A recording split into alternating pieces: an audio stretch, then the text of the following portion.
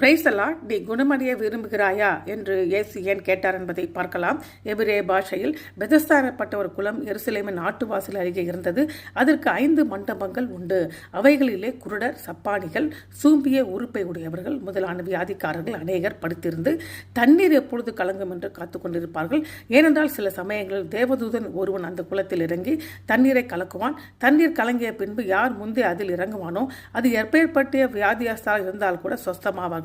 அந்த தண்ணீர் கலக்கப்படுவது சில வேளை இயற்கை நீரீட்டின் குமிழியாக இருக்கலாம் என்று கருதுகிறார்கள். 38 வருஷம் வியாதி கொண்டு வந்த மனுஷன் அங்கே இருந்தான். படுத்திருந்த அவனை இயேசு கண்டு அவனை வெகு காலமாய் வியாதியஸ்தன் என்று அறிந்து அவனை நோக்கி சொஸ்தமாக்க வேண்டும் என்று விரும்புகிறாயா என்று கேட்டார். அதற்கு வியாதியஸ்தன், ஆண்டவரே, தண்ணீர் கலக்கப்படும் போது என்னை குளத்தில் கொண்டு போய் விடுவதற்கு ஒருவனும் இல்லை. நான் போகிறதுக்குள்ளே வேறுவன் எனக்கு முந்தி இறங்கி விடுகிறான் என்றான். இயேசு அவனை நோக்கி, எழுந்திரு, உன் படுக்கை எடுத்துக்கொண்டு நட என்றார். உடனே அந்த மனுஷன் சொஸ்தமாகி தன் படுக்கையை எடுத்துக்கொண்டு நடந்து போனான். அந்த நாள் ஓய்வு நாளாய் இருந்தது.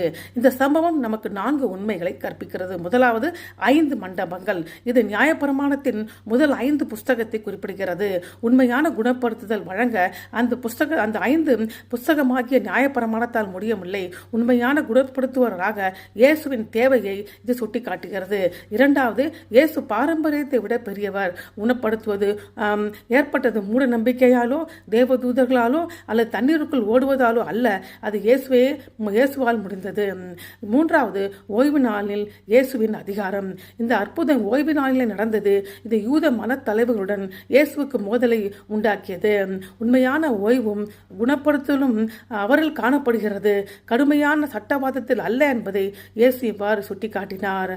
நான்காவது, பாவம் மற்றும் குணப்படுத்துதல். இயேசு அந்த மனுஷனை ஆலயத்தில் கண்டு, இதோ நீ சொஸ்தமானாய், அதிக கேடானது ஒன்றும் உனக்கு ராதபடி நீ பாவம் செய்யாதே என்றார். இது உடல் குணப்படுத்துதலை ஆவியக்குரிய குணப்படுத்துதலுடன் நினைக்கிறது. மிக மோசமான நோய் பாவம், மிகப்பெரிய குணப்படுத்த ரட்சிப்பு. இந்த மனிதன் முதலில் விசுவாசத்தை காட்டவில்லை அல்லது இயேசுவை கூட அடையாளம் காணவில்லை.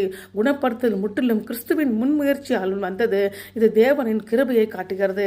உடல் ஆரோக்கியம் தற்காலிகமானது, ஆவிக்குரிய முழுமை நித்தியமானது. ஆகவே பாவம் செய்வதை நிறுத்திவிட்டு பரிசுத்தத்தில் நடக்க இயேசு இன்று நம்மை அழைக்கிறார். ஆமென்.